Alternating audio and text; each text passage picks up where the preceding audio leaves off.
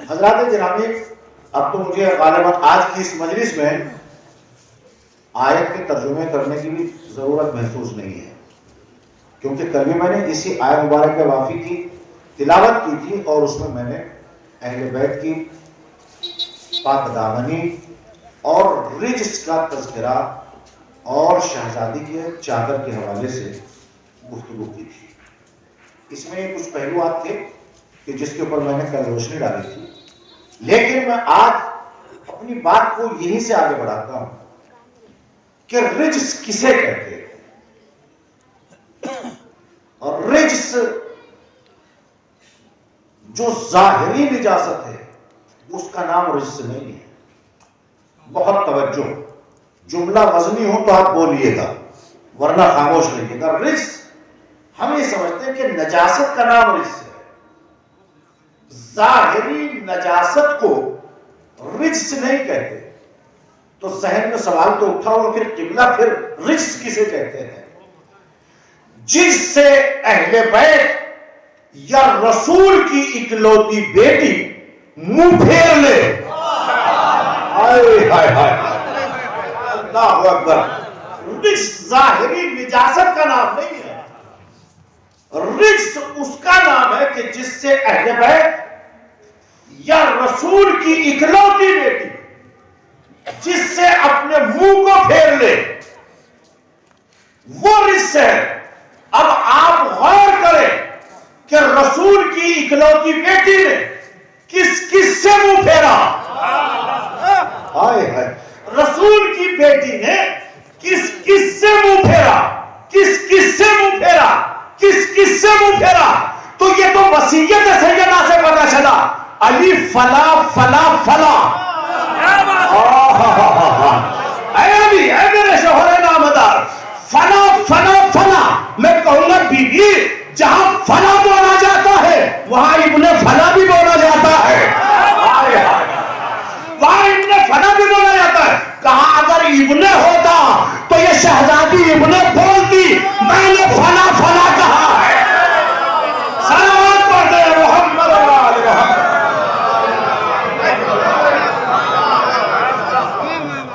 فلا کے سامنے ابن ہوتا تو میں ابن کا تذکرہ کرتی، ان کے تو شجرے بھی ناپاد ہے، میں کس کا نام لوں کہ فلا فلا فلا میرے میت میں شریک نہ۔ اب یہیں سے پھر جیسا میری عادت ہے گفتگو کرنے کی، شہزادی نے وصیت کی، وصیت سے قبل ایک فقرہ اور کہنا چاہتا ہوں کہ جس وقت شہزادی اپنے حجرے میں پہنچی تو اسما سے یہ کہا کہ اسما، جب میرے فرزندان آئے تو پہلے دسترخوان بچھانا۔ بالکل سنی سنائی بات ہے، نتیجہ دینا ہے مجھے آپ کی خدمت میں کہ پہلے دسترخوان بچھانا، بچوں کو کھانا کھلانا، میری شہادت کی خبر نہ دینا۔ واقعہ یہی ہے، پہنچ رہی ہے نا میری بات؟ بولیے مجھے کہ بچوں کو پہلے کھانا کھلانا، جب بچے سیر ہو جائیں اس کے بعد میرا معاملات بچوں کے سامنے رکھنا۔ دیکھیے وہی منزل ہے جو کل کی مجلس کی تھی، آنکھوں میں آپ کے آنسو آ گئے، مجھے اس سے باہر لے کے آنا ہے۔ آپ کی میری عادت ہے مسائل سے فضائل کو نکالنا، محسوس کروائیے گا۔ جیسے یہ فقرہ کہا تو ایک مرتبہ حسنین گھر میں داخل ہوئے، اور داخل ہونے کے بعد فوراً بے ساختہ اسما کہتی، بیٹا میں دسترخوان بچھائے دیتی ہوں، پہلے کھانا نوش کر لیں۔ جملہ سنے، معرفت کا جملہ ہے، مسائل میں سنتے ہیں آپ برابر، معرفت کا جملہ ہے۔ حسنین کیا فرماتے ہیں کہ نانی، کبھی ہم نے اپنی ماں کے بغیر کھانا کھایا ہے؟ اللہ، کبھی ہم نے اپنی ماں کے بغیر کھانا کھایا؟ کہا نہیں۔ کہا جب بات یہاں تک آ گئی ہے تو اماں حجرے میں ہے، وہ مناظر نہیں پڑھنا چاہتا، پھر آپ نکل نہیں پائیں گے وہاں سے، میں نکال پاؤں گا، بس یہی روکتا ہوں اپنی گفتگو کو۔ جیسے یہ فقرہ کہا، حسنین حجرے میں داخل ہوئے، ایک بھائی دائیں طرف پہنچا، دوسرا بھائی بائیں طرف پہنچا، ماں کا منظر دیکھا، منظر آپ کی نگاہوں کے سامنے، میں اب وہاں نہیں جاؤں گا، آپ وہاں سے لے کے آ رہا ہوں آپ کو واپس۔ جب حجرے سے واپس ہوئے، حجرے سے واپس ہونے کے بعد علی گھر میں نہیں ہے، علی مسجد میں ہے۔ حسنین نے سر سے امامہ اتارا، پیر سے نارائن نکالی، مسجد نبوی میں پہنچے. مسجد نبوی میں پہنچنے کے بعد ایک بیٹا دائیں کان میں کہا, ایک بیٹے نے بائیں کان میں کہا. بس یہی تک لانا چاہتا تھا. کیا کہا؟ بابا اماں اس دنیا میں نہیں ہے. بہت توجہ انشاءاللہ محظوظ ہوں گے جہاں تک میں لانا چاہتا ہوں. اماں اس دنیا میں نہیں ہے. علی اپنی جگہ گویا کہ میں جملہ کہوں, مجلس ریکارڈ ہو رہی ہے میری, کہ علی پہ ایسا سختہ طاری ہو گیا کائنات کا امیر کہ جیسے کوئی نعمت کھوئی. نکال رہا ہوں میں آپ کو اس منزل سے. بہت آہستہ سے کہا, اب سنیے, بہت بیدار ہو کے سنیے گا, محسوس ہوں گے. اسی منزل کو اصحاب نے محسوس کیا. علی ایسا کیا سن لیا کہ جس کی وجہ سے سکتہ آ گیا؟ کہا بات ایسی ہے کہ جو بتانے کے قابل نہیں ہے. کہا یا علی کچھ تو کہیے.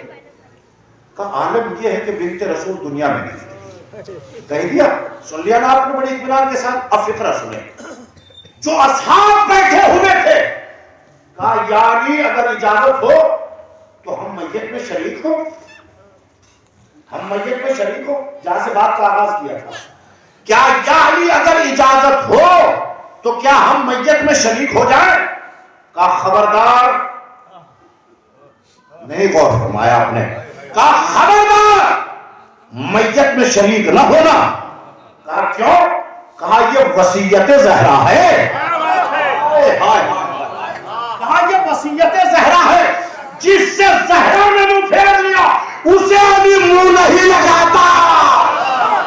سلام پر دے محمد اور آل محمد.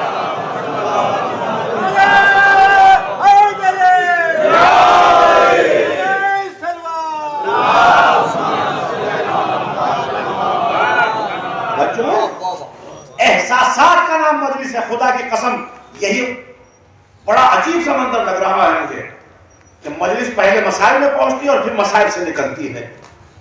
جناب زہرا نے وصیت کی تھی کہ فلا فلا میری میت میں شریک نہ ہو, میرے جنازے میں شریک نہ ہو. مولا کائنات نے وصیت کی تکمیل کی. خبردار کوئی شریک میت نہ ہو, تشریح جنازہ نہ کرے, کوئی زہرا کی میت میں نہ آئے. بی بی ایسا کون سا جرم کیا کہ جس وجہ سے ان لوگوں کو میت میں آنے سے انکار کر دیا؟ سنیں گے جملہ. شہزادی فرماتی ہیں کیا یہ جرم کم ہے کہ میرے بابا کا کفن بھی میلا نہیں ہوا اور نبوت پر الزام لگا دیا؟ اللہ اکبر. نہیں, اس سے بڑا جملہ کہوں گا میں آپ کی خدمت میں. شہزادی کہتی ہے کہ میرے بابا کا جنازہ پڑا رہا, انہوں نے میت کا خیال نہیں کیا, انہوں نے اپنے عہدوں کا خیال کیا. نہیں پہنچی میری بات. یہ اپنے منصبوں کے بھوکے بیٹھے تھے, ادھر نبوت کا جنازہ پڑا ہوا تھا, میت رکھی ہوئی تھی. میں کہوں گا پھر علی کہاں تھے؟ سلمان جواب دیں گے کہ یہ لوگ الیکشن کر رہے تھے, علی سینہ محمد پہ ہاتھ رکھے ہوئے تھا. نہیں پہنچی میری بات. سینہ محمد پہ ہاتھ کس کا ہے؟ امیر المومنین کا. مولا چلے جائیے, الیکشن ہے, عہدے کا معاملہ ہے, خلافت بڑھ رہی ہے, نبوت کا احترام نہیں رہا. اللہ اکبر. ایک مرتبہ میرے کائنات فرماتے ہیں کہ میں دنیا کے سلیکشن سے, اب میں کچھ کہہ رہا ہوں آپ کی خدمت میں دنیا کی دی ہوئی خیرات سے مولا نہیں بنتا, مجھے تو اللہ نے خدیر میں مولا بنایا. صلوات پر دے محمد اور آل محمد.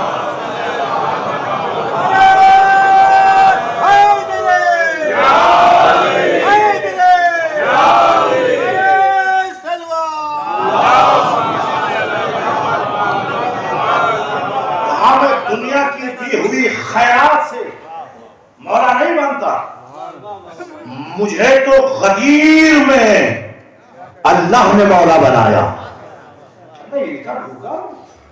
سنیے گا جملہ, جب بات آئی ہے تو عرض کرتا چلوں یہیں پر ٹھہر کے ایک لمحے کے لیے. میرے عزیزو, رسول پر الزام کیا تھا؟ سرکار رسالت مآب پر الزام کیا تھا؟ الزام یہ تھا کہ جب رسول اسلام نے وقت آخر قلم اور دعوات مانگا تو کیا کہا گیا؟ معاذ اللہ و نعوذ باللہ، پہلے اس کے بعد فقرہ فرمایا کہ ان کو ہذیان ہو گیا. بس یہ جملہ یاد رکھیے گا اور میرے ساتھ رہیے گا انشاءاللہ. آپ اپنے منزل پہ نہیں بیٹھے رہیں گے. جیسے یہ ہوا تو مجھے یہ بتائیے کہ رسول کی میت کتنے دن تک رکھی رہی؟ مولانا تشریف فرما ہے رسول اسلام کی میت مسلسل 3 دن تک رکھی رہی.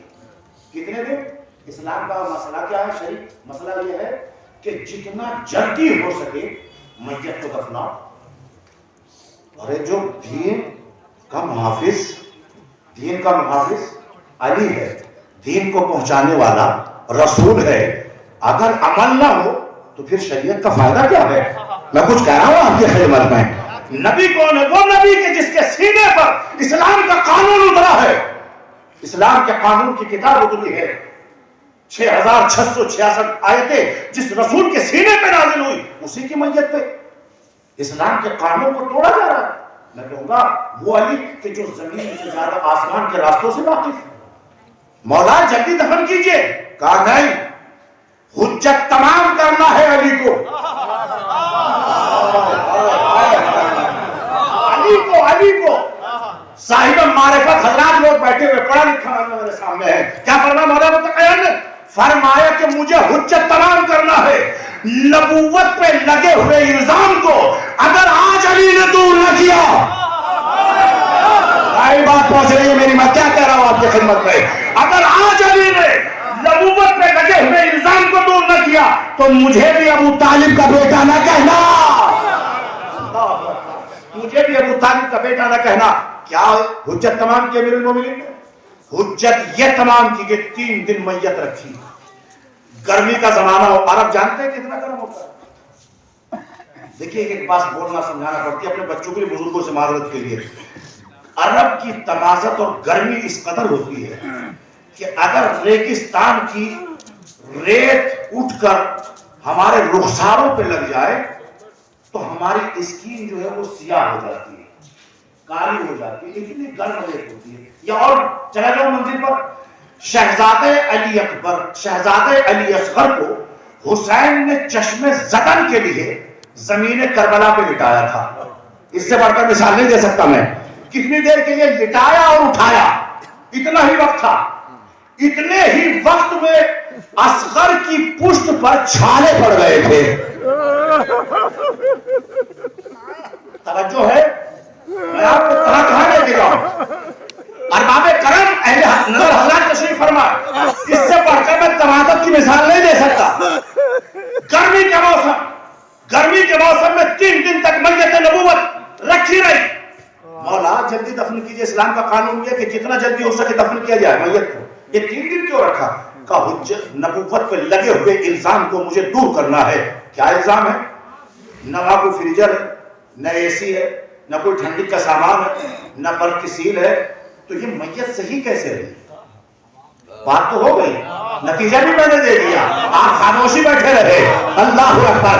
نہ وہاں کوئی مسئلہ ہے، نہ کوئی ٹھنڈک ہے، کچھ بھی نہیں. گرمی کی شدت. ذرا ایک دن کسی میت کو رکھ دیجئے، بدن سے بدبو آنے لگے گی. وہاں 3 دن رکھی رہی.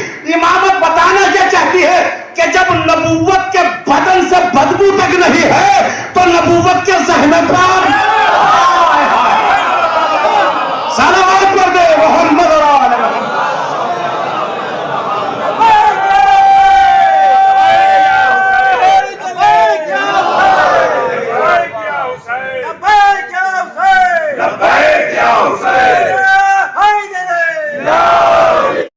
یہ تھا وہ الزام کہ جو کائنات کے امیر المومنین علی ابن ابی طالب علیہ السلام نے ایک صلوات اور پڑھ دیجیے.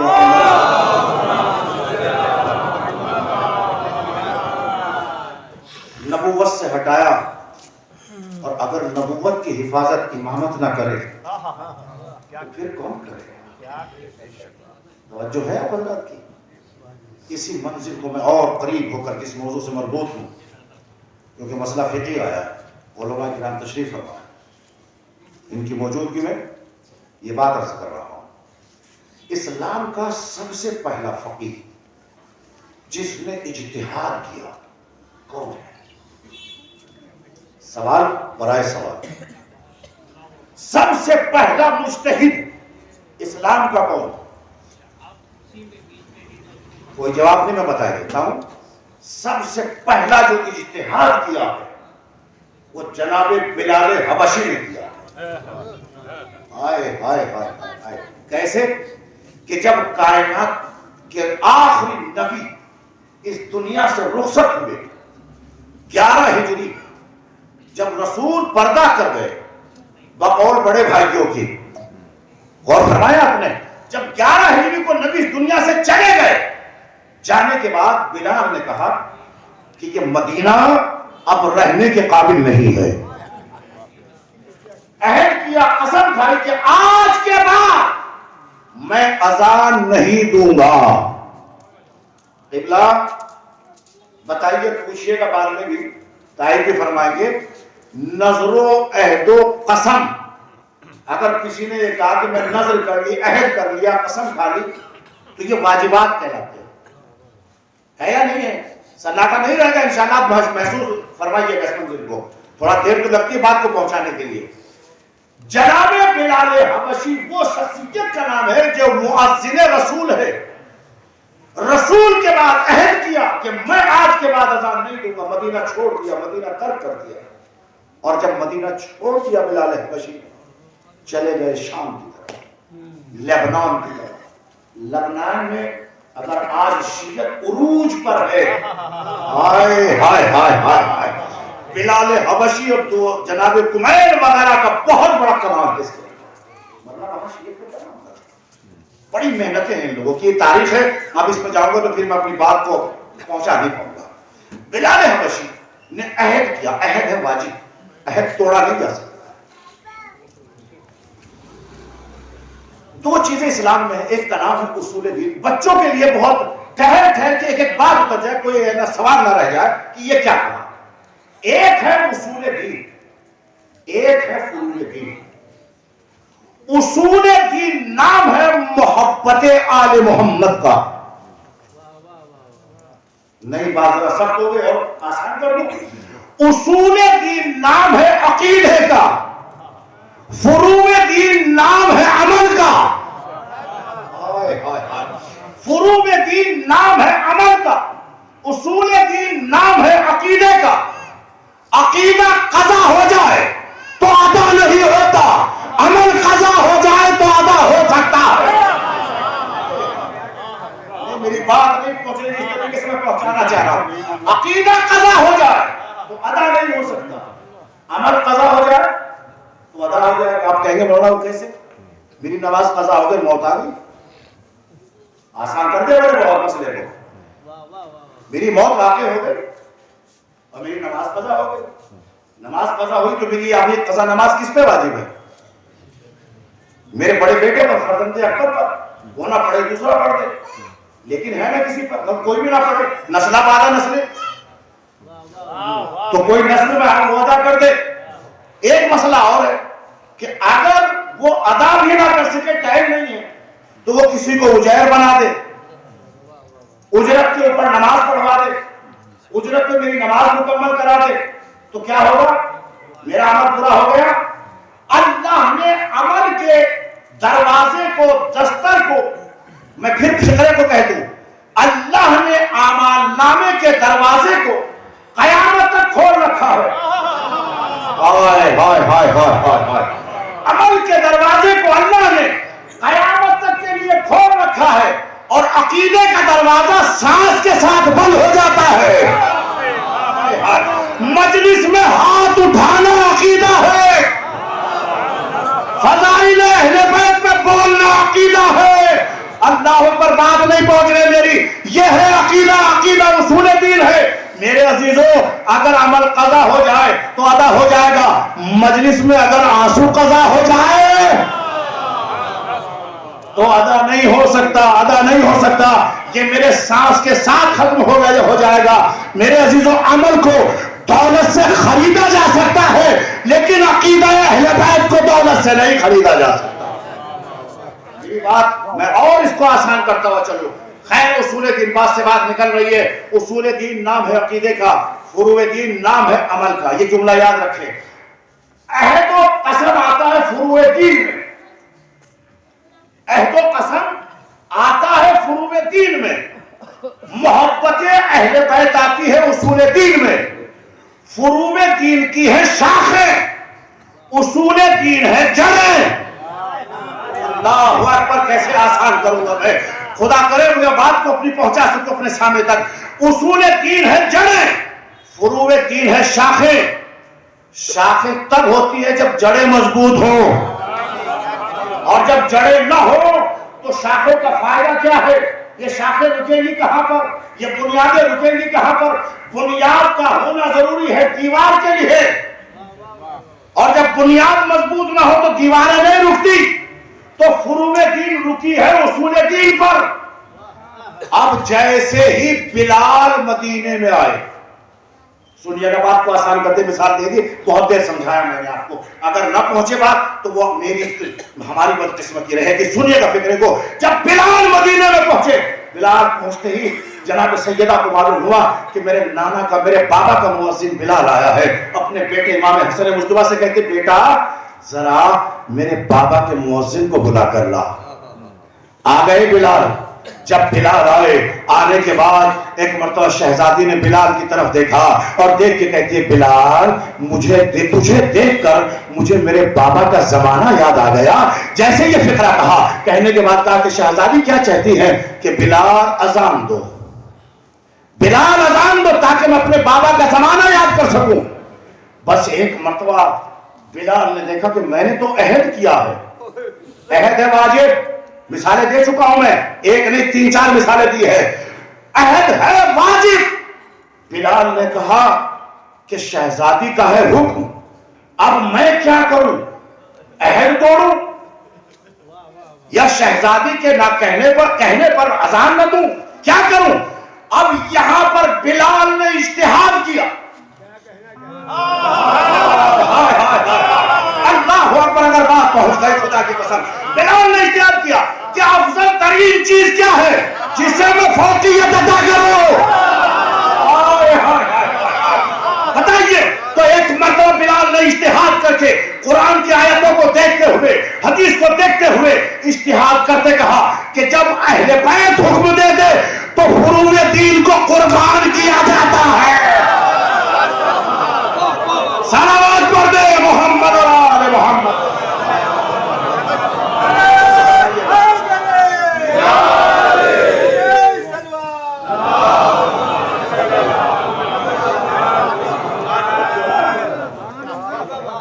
کہا جب اصول حکم دے دے تو فروع دین کو قربان کیا جاتا ہے.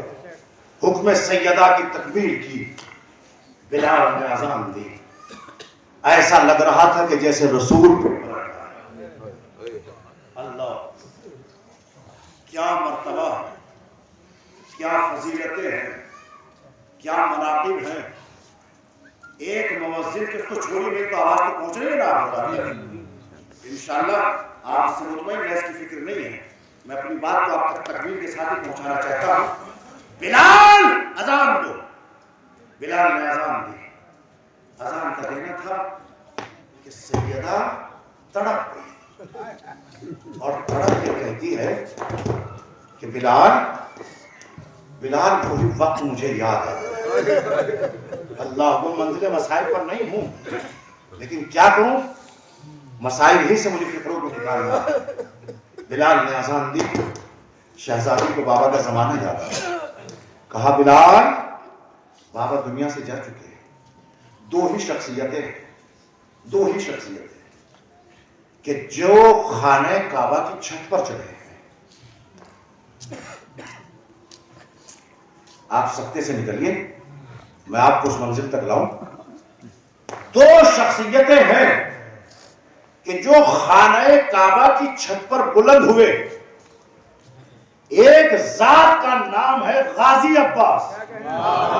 ہائے ہائے ہائے میرا مجمع کہاں ہے؟ اللہ اکبر. ایک ذات کا نام ہے غازی جو ناصر حسین ہے، جس نے نصرت حسین میں خطبہ دیا. تو جب خطبہ دیا، اب تک کوئی خطبہ لوگوں نے نہیں سنا تھا مولا عباس کا.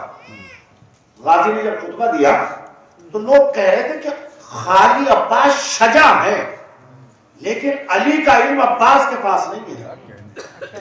تو جملہ سنیے گا، میں یہ آپ یہ نہ کہیں کہ کہاں سے کہاں پہنچے، مجھے تو مثال بڑھایا، مثال دے کر اپنی منزل ہی کو واپس جانا ہے، بات درمیان میں آئی ہے. جیسے ہی غازی نے خطبہ دیا تو اہل مکہ یہ کہہ رہے تھے کہ کیا پلٹ کر پھر علی آ گئے ہیں؟ ہائے ہائے ہائے ہائے، اللہ اکبر، کیا پھر پلٹ کر علی آ گئے؟ کہا وہی فصاحت، وہی بلاغت، وہی نہج، وہی انداز، وہی طریقہ، وہی جلال، وہی روح. ایک فکرہ کا خطبہ نہیں مجھے پڑھنا. کہا تم یہی چاہتے ہو کہ حسین تک کیسے پہنچے؟ کہا یہ کوئی نہیں بتا سکتا سوائے میرے. کہا پھر بتاؤ. کہا جب تک میں ہوں کوئی حسین کی طرف حسین کی طرف نگاہوں کو اٹھا کر نہیں دیکھ سکتا. انشاءاللہ کبھی موقع رہا تو پورا خطبہ سناؤں گا، یہیں سے مجھے فائدہ اٹھانا تھا. دوسری شخصیت کا نام ہے بلال حبشی، جس نے خانہ کعبہ کی چھت پر چڑھ کر حکم رسول سے اذان دی. بہت توجہ، بلال اور مولا عباس. اس کے علاوہ تاریخ میں اگر کہیں آپ کو کچھ ملے تو مجھے بتائیے گا، میرے علم میں اضافہ ہو جائے. بلال نے اذان دی. کہا ایک مرتبہ بلال نے کہا یا نبی اللہ کس طرف منہ کر کے اذان دوں؟ کیا سن رہے ہیں آپ؟ مولا ہی مجمع بیٹھا ہوا ہے. کہا یا نبی اللہ کس طرف میں، کیونکہ قبلے پر ہوں، کعبہ میرے پیروں کے نیچے ہے، میرے پیر کعبے کی چھت پر ہے، اب میں قبلہ کیسے بناؤں؟ یہ خانہ کعبہ ہی کا شرف ہے، چاروں سمتوں پر نماز پڑھی جاتی ہے، چاروں سمتوں پر نماز کعبے میں. جو حاجی حج کو گئے وہ میری بات کی تائید فرمائیں گے. لیکن ایک مرتبہ آواز نبوت آتی ہے کہ بلال گھبرانے کی ضرورت کیا ہے؟ چھت پہ بلند ہو کر ادھر قبلہ دیکھو جدھر علی کھڑے ہو.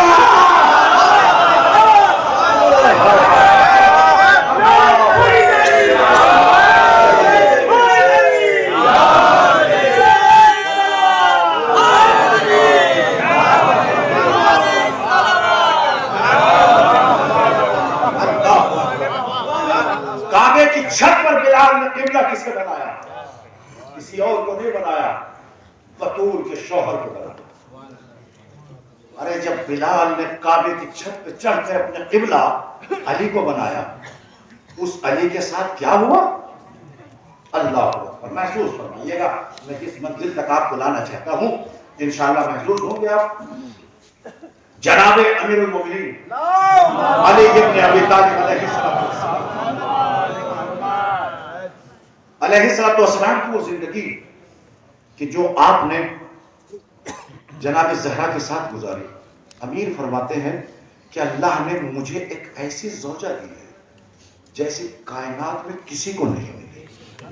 بڑے سناٹے سے سنا ہے آپ نے، یہ کوئی معمولی جملہ نہیں ہے. ذرا آج کی نہج پر آنکھیں ڈال کر دیکھیے، ہر کوئی عاجز نظر آتا ہے، فرمائشوں کے بازار لگے رہتے ہیں، انداز گفتگو بدلا ہوا ہوتا ہے، انداز طریقت الگ ہوتا ہے، انسانیت کبھی کبھی بالائے طاق رکھی جاتی ہے. لیکن یہاں فرمائشوں کا بازار ختم نہیں ہوتا. لیکن کیا کہنا زہرا جیسی بطول کا کہ جس نے کبھی شوہر سے بھی فرمائش نہیں کی ہے. اللہ اکبر. اس بطول، اس بیوی کو زہرا کہتے ہیں، اسے بطول کہتے ہیں. آئیے میرے عزیزوں اسی منزل کو یہی سے طے کرتے ہوئے اپنے بچوں کے لیے اور نوجوانوں کے لیے بزرگوں سے معذرت کے ساتھ ایک بات عرض کرنا چاہتا ہوں. جناب زہرا، یہ بطول کا لقب کسے کسے ملا؟ بطول کسے کسے کہا گیا؟ ایک بطول ہے جناب مریم، ایک بطول ہے جناب فاطمہ. لیکن مریم بطول ہے چھوٹی، چھوٹی بطول کا نام ہے مریم، بڑی بطول کا نام ہے زہرا۔ میں نے بڑی احتیاط کے ساتھ جملہ کہا، بطول کبریٰ ہے زہرا، بطول صغریٰ ہے مریم۔ جب قرآن کی آیت آتی ہے وَاصْطَفَاكِ وَطَهَّرَكِ، اصطفیٰ کے دو مرتبہ اصطفیٰ کا جملہ استعمال ہوا۔ ہم نے چنا، انتخاب کیا، پاک کرنے کے بعد اللہ اکبر، میرے پروردگار جہاں پاک کیا جا رہا ہے، ارے کیا سن رہے ہیں آپ؟ میں کیا کہہ رہا ہوں آپ کی خدمت میں؟ کہا جہاں پاک کیا جا رہا تھا اللہ اکبر، مصطفیٰ کے دو بار چنا گیا، کہا یہ بطول ہے۔ پروردگار کے بطول کیا مطلب ہے؟ کہا بطول ایک عہدے کا نام ہے۔ مردوں میں جیسے خلافت ہے، امامت ہے، ولایت ہے، رسالت ہے، نبوت ہے، یہ عہدے ہیں، لیکن عالم نسوانیت میں ایک ہی عہدہ، اور اس عہدے کا نام ہے بطول۔ کیسے سناٹے میں ہے اللہ اکبر، اس عہدے کا نام ہے بطول۔ بطول کے معنی کیا ہے؟ بطول کہتے کسے ہیں؟ عالم نسوانیت میں ایک ہی عہدہ جسے بطول کہتے ہیں۔ بطول صغریٰ ہے مریم، بطول کبریٰ ہے جناب زہرا۔ جملے بہت توجہ کے ساتھ، بات ہوگی تو بولیے گا میرے عزیزوں۔ بطول صغریٰ جناب مریم، بطول کبریٰ رسول کی اکلوتی بیٹی، رسول کی اکلوتی بیٹی۔ منزل آگے بڑھتی ہے، ایک مرتبہ جناب زہرا سلام اللہ علیہا کہ جن کو بطول کبریٰ کہا گیا ہے۔ بطول کبریٰ کہنے کے بعد یہیں پر سنیے گا، ایک پادری نے کتاب لکھی، اور کتاب کیا لکھی؟ مریم بمقابل فاطمہ، یعنی مریم افضل ہے جناب فاطمہ سے۔ ایک پادری نے کتاب لکھی، کتاب مارکیٹ میں آئی، لوگوں تک پہنچی، پہنچنے کے بعد جب یہ کتاب لوگوں تک پہنچی، یہ کتاب وہاں پہنچی جہاں نہیں پہنچنا چاہیے تھی۔ کہاں پہنچی؟ نجف پہنچی۔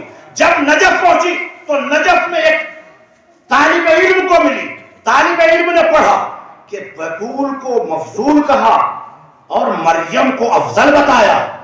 یہ ایک مرجع کے پاس یہ کتاب لے کر پہنچے کہ قبلہ اس کو پڑھیے۔ کہا کتاب کیا ہے؟ کہا بمقابلے جناب زہرا سلام اللہ علیہا کے مقابلے پہ مریم کو افضل بتایا جا رہا ہے۔ کہا پھر کیا کروں؟ کہا کہ اس پادری کے قتل کا فتویٰ دیجئے۔ اللہ اکبر، اپنی جگہ بیٹھے نہیں رہیں گے۔ کیا کہا کہ اس پادری کے قتل کا فتویٰ دیجئے۔ تو عالم دین نے سر جھکا کے کہا کیا کہہ رہے ہو میرے طالب علم، میرے شاگرد، کہ میں اس پادری کے قتل کا فتویٰ دوں؟ کہ پادری کو مارنے سے کیا فائدہ؟ کتاب مارکیٹ میں آ گئی ہے، کتاب آ گئی ہے مارکیٹ میں، مارکیٹ سے ہوتے ہوئے تم تک پہنچی۔ کہا پھر کیا کریں؟ کہا موت پادری کو نہیں دینا، موت کتاب کو دینا ہے۔ موت کتاب کو دینا۔ کہا کیسے کتاب کو موت دی جائے گی؟ کہا قلم کا جواب قلم کے ذریعے سے دیا جائے گا۔ کہا ہم رہتے کہاں ہیں؟ وہاں رہتے ہیں جہاں سے علم کی خیرات ملتی ہے، جہاں سے علم بڑھتا ہے۔ کہا کون سی جگہ؟ کہا نجف اشرف، باب مدینہ علم، صاحب علم۔ ارے اس ولی کی بارگاہ سے خیرات مانگیں گے کہ جو زمین والوں کو بھی دیتا ہے، آسمان والوں کو بھی دیتا ہے۔ اللہ اکبر، قلم اٹھایا مراجع نے۔ ارے مراجعوں کے دشمنوں، آج یاد رکھو، اگر مرجع تقلید نہ ہوتے تو ہمارے اس درمیان سے شریعت ختم ہو جاتی۔ اگر شریعت باقی ہے تو مرجعوں کی وجہ سے یا آزاداری حسین کی وجہ سے۔ اللہ اکبر، محسوس کرے اس فکرے کو۔ کہا کہ موت کتاب کو دینا ہے۔ کتاب کے لیے قلم اٹھایا، کتاب لکھی بمقابلہ مریم جناب فضہ۔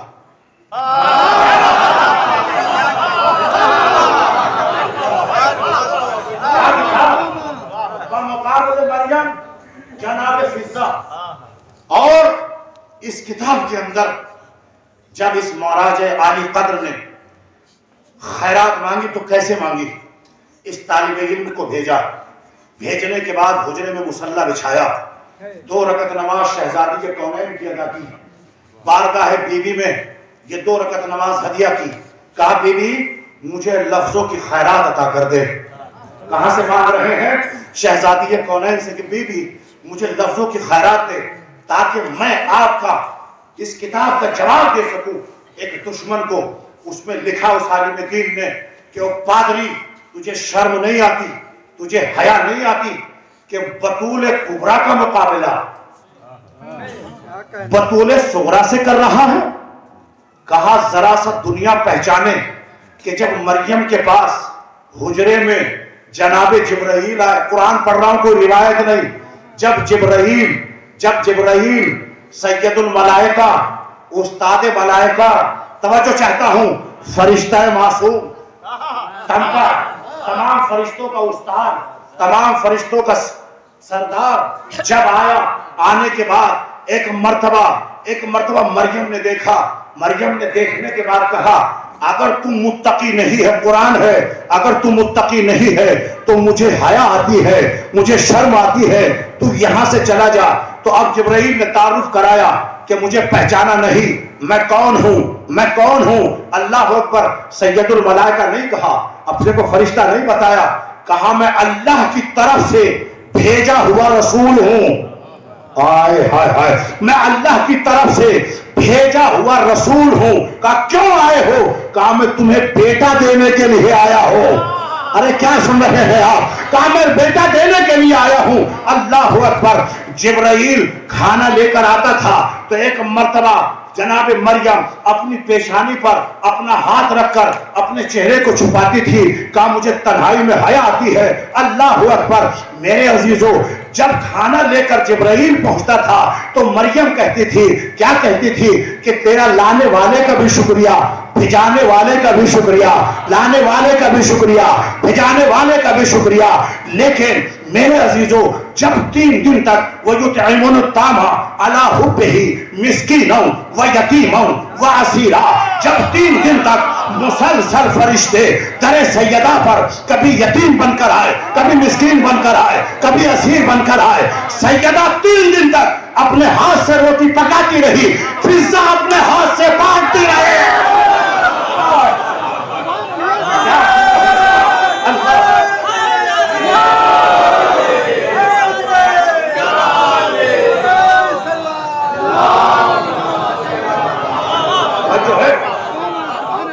ایک مرتبہ فرشتہ آیا، کہا میں مسکین ہوں، میں یتیم ہوں، میں اسیر ہوں، میں بھوکا ہوں، میں پیاسا ہوں، مجھے کھانا دیجئے۔ میرے عزیزو، اللہ نے جبرائیل کو بھیجا، کہا جاؤ سید الملائکہ، سردار ملائکہ۔ ایک مرتبہ جبرائیل چلا، جبرائیل چلنے کے بعد در سیدہ پر آیا، آنے کے بعد ایک مرتبہ کہا ہم شکریہ ادا کرتے ہیں۔ بات تو ہو گئی، ہم شکریہ ادا کرتے ہیں۔ کیسا شکریہ کہ 3 دن تک مانگنے والا کوئی اور نہیں تھا، مانگنے والا کوئی اور نہیں تھا، کہ ہم کبھی مسکین بن کے آ رہے تھے، کبھی اسیر بن کر آ رہے تھے، کبھی فقیر بن کر آ رہے تھے۔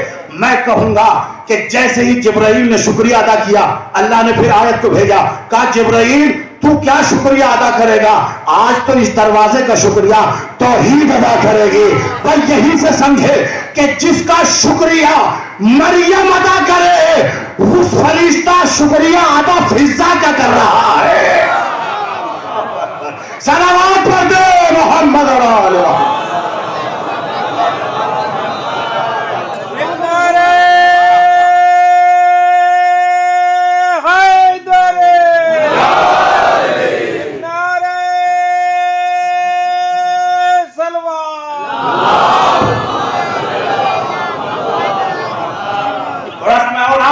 بیدار کرتا ہوا چلوں، مجھے لگتا ہے کہ آپ اشعار سے بھی محبت کرتے ہوں گے۔ چند شعر میں آپ کی خدمت میں رکھتا ہوں، ایک شعر کے لیے مجھے 3-4 شعر پڑھنے پڑیں گے، محسوس فرمائیے گا۔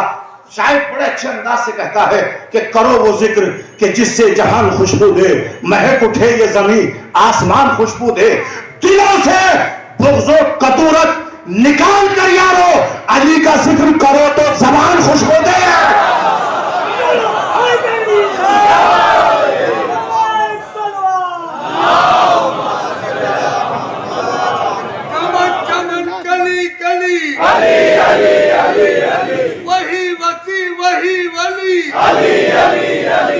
داماد پیمبر زہرا کا شوہر حسنین کا بابا مولود کعبہ جبریل کے ٹیچر در حیدری در تلوار۔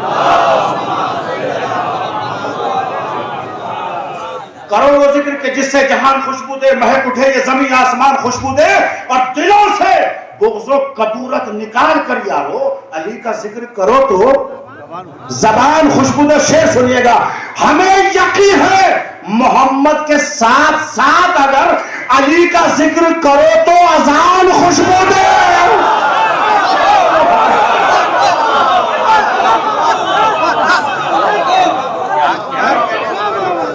دلوں سے بغض و کدورت نکال کر یارو علی کا ذکر کرو تو زبان خوشبو دے۔ ہمیں یقین ہے محمد کے ساتھ ساتھ اگر علی کا ذکر کرو تو اذان خوشبو دے۔ علی کا ذکر کرو تو اذان خوشبو دے۔ جس شعر کے لیے زحمت دی ہے، بچھاؤ فرش عزا چاہتے ہو کر عزت جناب فاطمہ آئے مکان خوشبو دے۔ صلوات دے محمد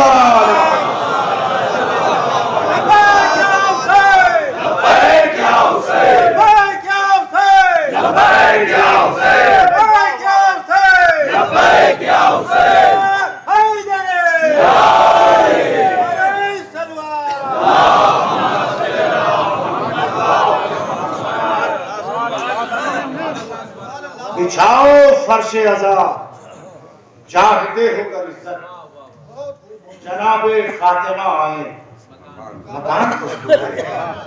بغیر زہرا کی خوشبو کے تو مکان بھی خوشبو نہیں دیتے۔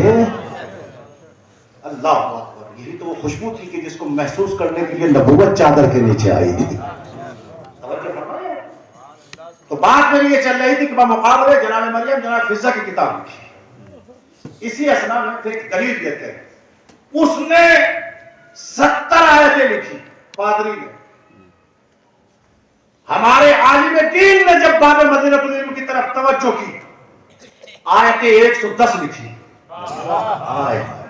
دلیل میں 110 آیتیں، کہا زہرا کی بات بہت بلند ہے، زہرا کو آسمان والے پہچانتے ہیں۔ کہا تیری اور ہماری اوقات نہیں ہے کہ ہم زہرا کو پہچان سکیں۔ اس کے بعد کہا کہ پہلے کنیز سیدہ کو پہچان، کنیز زہرا کو پہچان۔ سلمان دروازے پہ دلیل دے رہا ہے عالم ربانی، دق الباب کیا تو سلمان پلٹ کے کہتے ہیں، کیا کہتے ہیں؟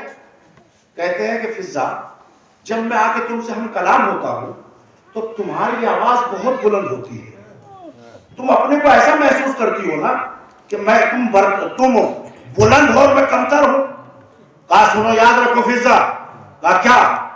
کہا تم بھی نوکر میں بھی نوکر، بس فرق اتنا ہے کہ میں بچوں کو اٹھاتا ہوں تو بچوں کو سلاتی ہے۔ ارے کیا سن رہے ہیں آپ؟ اللہ اکبر، تو بچوں کو اٹھاتا ہے میں بچوں کو اٹھاتا ہوں تم بچوں کو سلاتی ہو۔ سن، مجھے نانا کہتے ہیں تجھے ماں کہہ کے پکارتے ہیں۔ اللہ اکبر، کیا مرتبہ۔ سلمان کہا تم اس بات سے پریشان ہو؟ کہا ہاں۔ کہا تجھ میں اور مجھ میں بہت فرق ہے، خدا کی قسم اگر آپ اپنی جگہ بیٹھ گئے تو پھر خطابت کا فائدہ کیا ہے؟ دلیل سنیں۔ جیسے فضہ مسکرا کے کہتی ہے کہ تم یہ کہتے ہو کہ مجھ میں تم نے فرق کیا ہے، میں بھی نوکر تم بھی نوکر، میں کنیز تم نوکر۔ کہا ہاں۔ کہا تجھ میں اور مجھ میں بہت فرق ہے۔ کہا فرق تو بتا۔ کہا اس فرق کو کائنات میں کوئی ختم نہیں کر سکتا۔ اللہ نے جو فضیلت مجھے دی ہے اس گھر میں رہتی ہوں جس کی زیارت اس نے کی ہے یا میں نے کی ہے. ہائے ہائے ہائے ہائے ہائے. سلام پڑھ دے محمد اور آل محمد.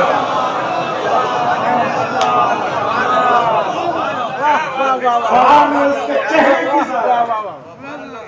جس کے چہرے کو یا تو اس نے دیکھا ہے یا میں ہوں کہ صبح اٹھتی ہوں تو چہرہ دیکھتی ہے. اللہ آخری بات ہے, مجھے لگ رہا ہے کہ میں بس منزل اختتام کی طرف جاؤں. مجھے بالکل محسوس ہوتا ہے کیونکہ عادت ہو گئی مجمع کو دیکھتے دیکھتے. اب یہیں سے آخری بات اور رد مسائل ہو جائیں گے. سنیے گا کام کر رہا ہے. جناب فضا سے ایک شخص کہتا ہے کہ فضا ایک ایسی خاتون کا نام کہ جس کی اللہ نے 3 دعاؤں کو قبول کیا. کیا مانگو فضا, کیا مانگنا چاہتی ہو؟ بمقابلے جناب مریم جواب دے رہے ہیں کالم ربانی, فضا تمہاری 3 دعائیں قبول ہے. ایک اور ہے قرآن میں پڑھیے گا, دوسرے یا تیسرے جز میں ہے, جس کی دعاؤں کو قبول کیا گیا تھا بلم بن باعوث. اب وہ موقع نہیں ہے کہ میں اس کو یہاں رکھوں ورنہ بات بہت طویل ہو جائے گی. اس کی بھی 3 دعائیں قبول کی, وہ کیسے کیسے ختم ہوئی وہ بالکل نہیں عرض کرنا چاہتا. فضا تمہاری 3 دعائیں قبول ہوئی, تم نے کیا مانگا سنیں گے؟ وہ نہیں پڑھتا ورنہ پھر میں نکال نہیں پاؤں گا. آخری بات تو کہا اچھا اگر تیری 3 دعائیں قبول ہوتی, فضا جواب دے رہی ہے, تو تو کیا مانگتا؟ کہا میں سب سے پہلے قیامت تک کے لیے زندگی مانگتا. بہت توجہ, ایک ایک سامنے سے. کہا کیا مانگتا؟ کہا قیامت تک کی زندگی. کہا ٹھیک. دوسرا کہا قیامت تک کے لیے حکومت. کہا پھر قیامت کے بعد؟ کہا جنت. غور نہیں فرمایا. فضا مسکرا کے کہتی ہے افسوس ہے مجھے تیرے مانگنے پر. کیا سن رہے ہیں آپ؟ کہا مجھے افسوس ہے تیرے مانگنے پر. کہا کیسا افسوس؟ کہا تجھے مانگنے کا شعور نہیں آیا. کہا تو نے پہلے کیا مانگا؟ کیا مانگا؟ کہا قیامت تک کی زندگی.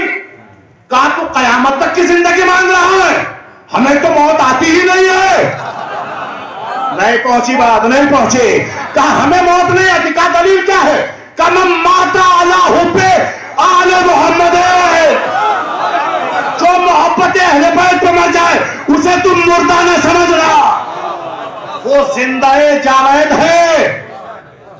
تجھے شعور زندگی نہیں آیا, مانگنے کا طریقہ نہیں آیا.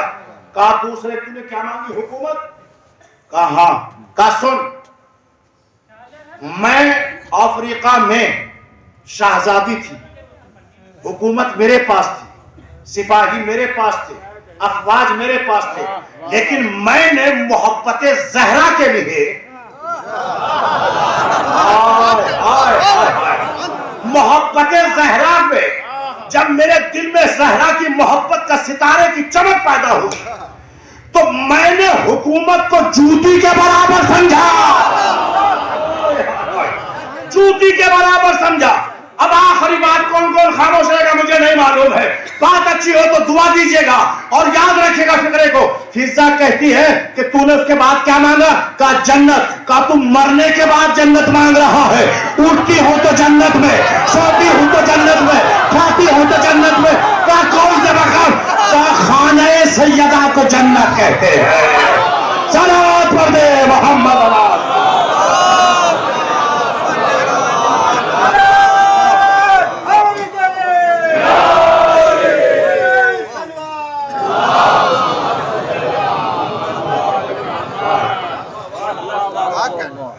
کیا مقابلہ کر سکتی ہے مریم جناب فضا کا؟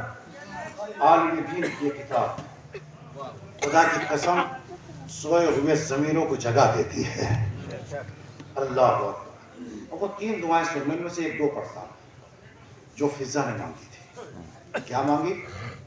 کہا پروردگار پہلی دعا میری یہ ہے, بس ایک ہی پڑھتا ہوں. میری پہلی دعا یہ ہے کہ میرے بدن میں اتنی قوت دینا کہ میں چل کر کربلا پہنچ جاؤں.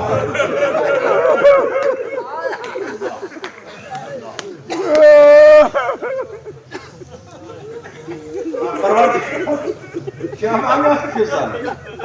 پروردگار مجھے قوت دے کہ میں کربلا پہنچا.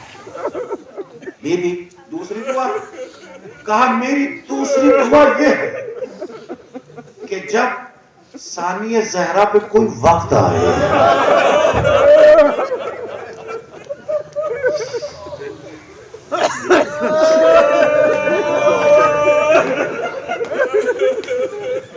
تو میں اپنی بیویوں کی مدد کر سکوں. ہو گئی مجلس باب اعظم پڑھ چکا میں. اللہ نے دعا قبول کی. بی بی کربلا ہوتے ہوئے شام کے دربار میں پہنچ گئی. پہنچ گئی تھی. جو شام گئے ہیں میری بات کی تعریف فرمائیں گے. یہ یزید کا تخت ہے.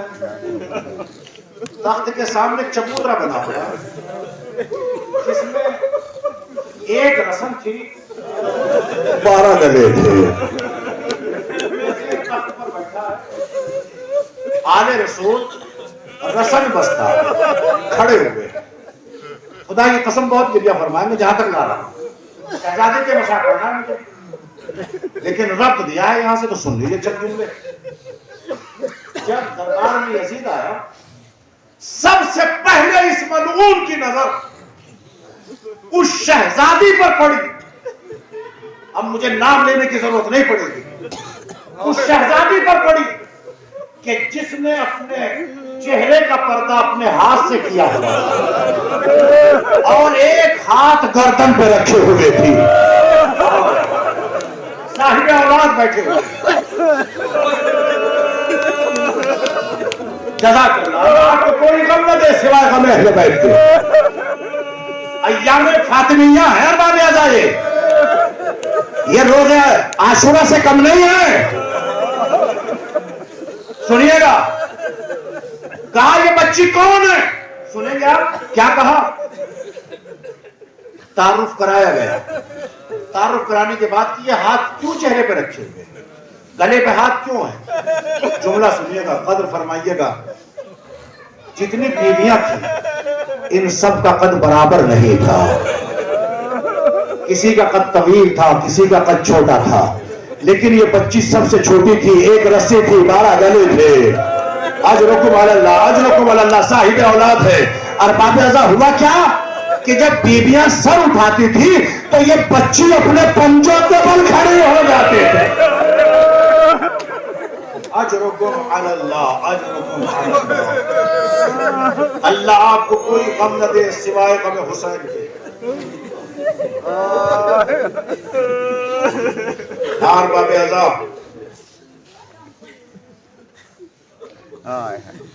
اس بی بی کا پرسہ لینے کے لیے جنت البقیع کی ٹوٹی ہوئی قبر سے حسین کی دکھیاری ماں فاطمہ زہرا سب کا پرسہ لینے کے لیے آتی ہے. لیکن آج اپنی دادی کا پرسہ لینے کے لیے قید خانہ شام سے اٹھ کر جلے ہوئے کرتے کے ساتھ اپنی دادی کا پرسہ لینے کے لیے یہ بچی آئی ہے. بیوی نظرداروں کے پرسے کو قبول فرمائیے گا. آواز گریہ بلند ہے. دیکھیے ارباب اعضاء, میں نے کل بھی فطرہ کہا تھا مصائب سننے سنانے کا نام نہیں ہے, مصائب محسوسات کا نام ہے. میں سمجھ سکتا ہوں کہ آج میں نے شہزادی سکینہ کا تذکرہ کیوں کیا ہے بی بی زہرا کے مصائب میں. کل بھی ایک ربط دیا تھا, آج بھی ربط دینا چاہتا ہوں. محسوس کیجئے گا. جناب زہرا کا سن کتنا ہے؟ 18 برس. کتنے گھنٹے کھڑی رہی؟ 4 گھنٹے. بال سفید ہو گئے, کمر خمیدہ ہو گئی. ایسا لگتا تھا کہ جیسے کوئی 70 سال کی ضعیفہ ہو. ہائے ہائے ہائے ہائے ہائے. عزادارو بی بی گھر میں کچھ ملاعین علی کو گرفتار کرنے کے لیے آئے. میں نے جو مقتل پڑھا ہے قبلہ، اس میں ایک مقتل میں کم سے کم جو روایت ملی 40 آدمیوں کی ملی ہے. 40 لوگ درے زہرا پر آگ اور لکڑیاں لے کر گئے تھے. اجرکم علی اللہ. اگر میں پڑھ سکا اس روایت کو. جب یہ 40 لوگ پہنچے، انہوں نے دروازے پہ دق الباب کیا، دروازے پر ہاتھ مارے، پیر مارے، جو بھی مارا بہت ہے، مجھے اس سے بحث نہیں ہے. جب یہ پہنچنے کے بعد بنت رسول نے آواز سنی کہ یہ کیوں آئے. بی بی جانتی تھی کیونکہ یہ ابو الحسن کو گرفتار کرنے آئے ہیں. سن لیا آپ نے فقرہ. اب جو بزرگ حضرات وہ میری بات کی تائید فرمائیں گے. پہلے زمانے میں یہ ہوتا تھا کہ گھروں کا دروازہ ایک ہوتا تھا جو صدر دروازہ ہوتا تھا. صدر دروازے کے سامنے ایک دیوار ہوتی تھی اور پہلو سے اس طریقے سے گھر کے اندر داخل ہوا جاتا تاکہ دروازہ کھلنے کے بعد اندر کی مستورات نظر نہ آئے. نہیں سماعت فرمایا آپ نے. یہ پہلے بزرگوں کا دستور عمل تھا اور آج بھی بہت سے گھروں میں پایا جاتا ہے. تو ایسا ہی گھر کا دروازہ جناب زہرا کے گھر کا دروازہ تھا. آگے دروازہ، پیچھے دیوار. جب آگ لگ چکی، چل رہا تھا، جلتے ہوئے دروازے کو ایک روایت یہ کہتی ہے کہ پیر سے لات ماری. دوسرا روایت یہ ملتی ہے کہ تلوار کی نوک سے دروازے کو شہزادی کے پہلو پہ گرایا گیا. سن لیا نا آپ نے بہت آسانی سے. اب سنیے گا جو قیامت کا فکرہ میں یہاں تک لانا چاہتا تھا. اس دروازے میں میخیں نکلی ہوئی تھی، کیلیں نکلی ہوئی تھی. وہ کیل پہلو سیدہ میں پیوست ہو گئی. اجرکم علی اللہ، اجرکم علی اللہ. جیسے ہی دروازہ گرا، سیدہ نے اب آواز بلند کا فضا، ارے میرا محسن. اجرکم علی اللہ، اجرکم علی اللہ. عزاداروں مجلس ہو گئی. بس گھروں تک روتے ہوئے جائیے گا، قرصہ دے لیجیے گا. ارباب عزا روایت کے فقرے یہ کہتے ہیں کہ ایک پسلی نہیں، بی بی کی 3 پسلیاں ٹوٹی تھی. اللہ اکبر. کتنی پسلیاں ٹوٹی ہیں؟ 3 پسلیاں شہزادی کی ٹوٹی. ارباب عزا اگر ہمارے انگوٹھے کی ہڈی ٹوٹ جائے، ہاتھ میں جب حرکت ہوتی ہے نا تو درد محسوس ہوتا ہے. اللہ اکبر. بدن کی کہیں کی بھی ہڈی ٹوٹ جائے انسان درد محسوس کرتا ہے. سن لیا نا آپ نے. ہمارے ایک عالم دین ایران کے کہتے ہیں کہ میں نے شہزادی کے مسائل میں ایک فقرہ پڑھا کہ بی بی کتنی صابرہ تھی کہ 3 پسلیاں شہزادی کی ٹوٹ گئی. کہا مجلس برپا ہو گئی. مجلس برپا ہونے کے بعد فرش عزا سمیٹا جانے لگا، تبرک مومنین کھانے لگے. لیکن ایک عزادار بیٹھا ہوا ایک گوشے میں بآواز بلند گریہ کر رہا تھا. میں قریب گیا کہ اے شہزادی کے عزادار، مجھے اتنا بتا دے کہ وہ کون سی چیز تھی جو میں نے پڑھی کہ جس کی وجہ سے تیرے آنسو نہیں رکتے. تو ایک مرتبہ اس عزادار نے کہا کہ میں ہڈیوں کا ڈاکٹر ہوں، مجھے پتا ہے کہ اگر ہڈی ٹوٹ جاتی ہے تو کتنا درد ہوتا ہے. لیکن یہ عام ہڈی نہیں تھی، یہ شہزادی کی پسلیوں کی ہڈیاں ہیں. تو اب جب پسلی کی ہڈی ٹوٹتی ہے، جب بھی سانس لیتی ہے، ارے سینے میں درد ہوتا ہے.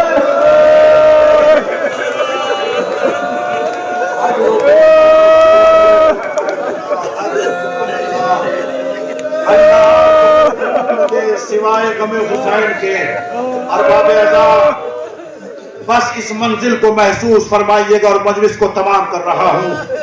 عزاداروں راوی بیان کرتا ہے، عزاداروں ایک مرتبہ امیر المومنین گھر میں داخل ہوئے. گھر میں داخل ہونا تھا کہ ایک مرتبہ امیر نے گھر میں داخل ہو کر سلام کیا.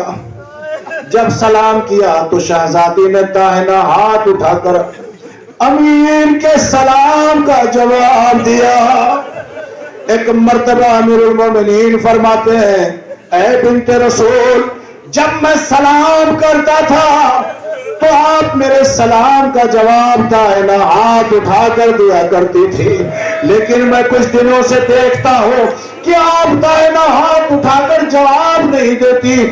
تو شہزادی رو کے کہتی ہے اے امیر، جب سے میرے پہلو پہ دروازہ گرا، ارے میرا دائنا ہاتھ نہیں اٹھتا۔ جزاک اللہ، اللہ آپ کو کوئی غم نہ دے سوائے غم حسین کے۔ ارباب رضا اتنے میں شہزادی فرماتی ہے ابوالحسن میں نے سنا ہے کہ مدینے والے آپ کو سلام نہیں کرتے۔ بس جیسے ہی یہ کہا امیر المومنین فرماتے ہیں اے بی بی عالم تو یہ ہو گیا، اگر میں سلام کرتا ہوں تو کوئی میرے سلام کا جواب نہیں دیتا۔ اجرکم علی اللہ، اللہ آپ کو کوئی غم نہ دے سوائے غم حسین کے۔ عزادار و شہزادی کو امیر وصیتیں کرتی، بی بی وصیت کرتی ہے امیر مجھے غسل آپ دینا، مجھے کفن آپ پہنانا، بس مجھے آگے نہیں پڑھنا، مجلس تمام کر رہا ہوں۔ عزادار وصیت کے مطابق بی بی کو امیر نے غسل دیا۔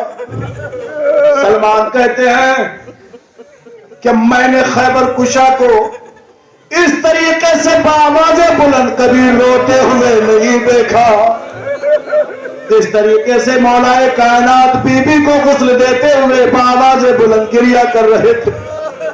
سلمان راوی سنیے گا جملہ، کب مولا یہ رونے کا سبب کیا ہے؟ کہ بنت رسول کتنی صابرہ تھی کہ ٹوٹے ہوئے پسلیوں کا اجرکم علی اللہ، اجرکم علی اللہ۔ عزاداروں سے سک کر نہیں، آوازوں کو بلند کر کر کے روئیے گا۔ نہ جانے کس کے پہلو میں بچی بیٹھی ہوئی اپنی دادی کا پرسا مانگ رہی ہوگی۔ اجرکم علی اللہ، اجرکم علی اللہ۔ یہی رونے کا حق ہے عزاداروں۔ آخری فکرے اور مجلس تمام کرتا ہوں۔ ارباب عزا، تین میتیں ایسی ہیں، تین میتیں ایسی، آخری روایت مجلس تمام، تین میتیں ایسی ہیں کہ جن کو غسل دینے والا چیخ مار مار کر رویا ہے۔ اس سے سخت مسائل میں نہیں پڑھ پاؤں گا، سنیں گے ارباب عزا۔ بستروں پر جب اپنے لیٹیں گے اور تکیوں پر سر رکھیں گے محسوس کیجئے گا کہ روایت کیا پڑھی گئی۔ تین میتیں ایسی ہیں جن کو غسل دینے والا چیخ مار مار کر رویا۔ وہ تین میتیں کون کون سی ہے؟ پانچویں امام فرماتے ہیں کہ جب میں نے اپنے بابا زین العابدین کو غسل دیا اور کرتا ہوتا غسل کے لیے میں نے پانی ڈالا، تو جب میں نے کروٹ دے تو میرے بابا کی پشت پر تازیانوں کے نشان ہے۔ اجرکم علی اللہ، یہی رونے کا حق ہے۔ اللہ آپ کو سلامت رکھے، آپ کی اولادوں کو سلامت رکھے، پروردگار ان پہ اپنی رحمتوں کا نزول فرما۔ جو آوازیں مصائب سیدہ میں اللہ بلند ہو رہی ہے، راوی کہتا ہے کہ ایک مرتبہ امام باقر فرماتے ہیں کہ میں برداشت نہ کر سکا، میرے بابا کے زخم تازہ تھے۔ پہلی میت۔ دوسری میت سنیے گا، آخری بات ہے، مجلس تمام کر رہا ہوں۔ پہلی میت امام باقر نے اپنے بابا کو غسل دیا تو باپ کے زخموں کو تازہ پایا، برداشت نہ کر سکے، بابا سے بلند گریہ کیا۔ ایک میت اور سناؤں، کس طریقے سے سناؤں گا اور کس طریقے سے آپ سنیں گے مجھے نہیں معلوم۔ ہاں عزادارو، جب ایک بچی، ہائے ہائے ہائے ہائے، جب ایک بچی نے قید خانے میں اپنے بابا کو یاد کیا، اپنے بابا کو یاد کیا اور قید خانے میں سر حسین آیا، اپنے بابا کے منہ پہ منہ رکھ کے کہتے بابا تیری شہادت کے بعد ارے میرے رخساروں پر تماچے لگائے گئے، میری پشت پر تازیانے مارے گئے۔ مسائل پڑھتے پڑھتے بی بی کی آواز بند ہوئی۔ جناب زینب فرماتی ہے سجاد بیٹا ذرا اپنی بہن کو تو دیکھو۔ اب جو سجاد نے بہن کے نبض پر ہاتھ رکھا تو ایک مرتبہ سجاد کہتے ہیں انا للہ و انا الیہ راجعون۔ جزاک اللہ جزاک اللہ. اللہ آپ کو کوئی غم نہ دے سوائے غم حسین. انا للہ و انا الیہ راجعون کی جب آیت پڑھی بی بی زینب سمجھ گئی ارے سکینہ اس دنیا میں نہیں ہے، بس اسی منزل تک آ گیا. جب بی بی کو غسل دینے کے لیے لٹایا گیا اور پانی آیا، ایک فقرہ اور کہتا ہوا چلو پہلے اس کے بعد روایت پڑھتا ہوں. ارباب رضا جب یہ میرے چوتھے امام مدینہ پہنچے تو ایک شخص وضو کر رہا تھا. جب امام نے اسے وضو کرتے ہوئے دیکھا تو امام بے ساختہ رونے لگے. تو وضو کرنے والے نے پوچھا مولا کیا پوچھ سکتا ہوں رونے کا سبب کیا ہے؟ کہا کیا میری وضو غلط ہے؟ کہا تیری وضو غلط نہیں ہے. کہا پھر مولا آپ کے رونے کا سبب کیا ہے؟ کہا جتنے پانی سے تو وضو کر رہا ہے اتنا پانی میری بہن علی سکینہ کے غسل کے لیے دیا گیا. ہائے میری سکینہ. جزاک اللہ جزاک اللہ. کیسے پڑھوں؟ بڑی قیامت کی روایت ہے. راوی کہتا ہے کہ ایک مرتبہ جب جناب ام لیلہ فرماتی ہے کہ جب میں نے ایک مرتبہ سکینہ کی میت پر پہلے جب کپڑے کو اتارا گیا، خدا کی قسم مجھے موت آ جائے گی فطرہ پڑھتے ہوئے. اللہ اکبر کیسے پڑھ پاؤں گا مجھے نہیں معلوم ہے.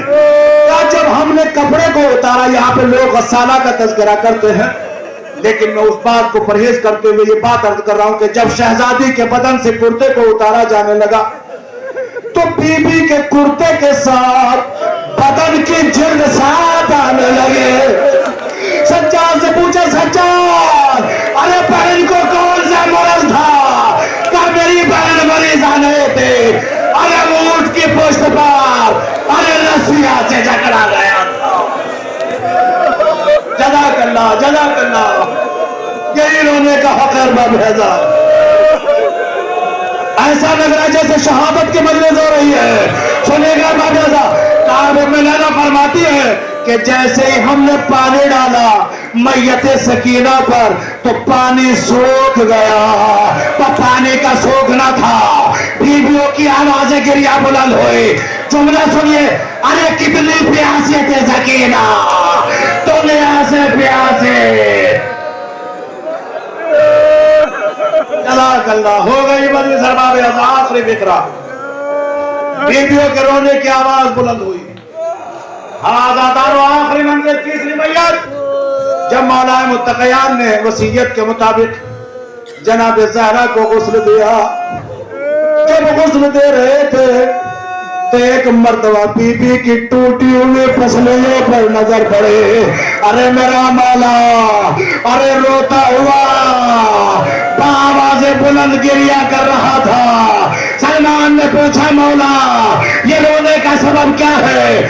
ارے خالی ہڈیاں نہیں ٹوٹے تھے، ہڈیاں ریزہ ریزہ ہو گئے تھے.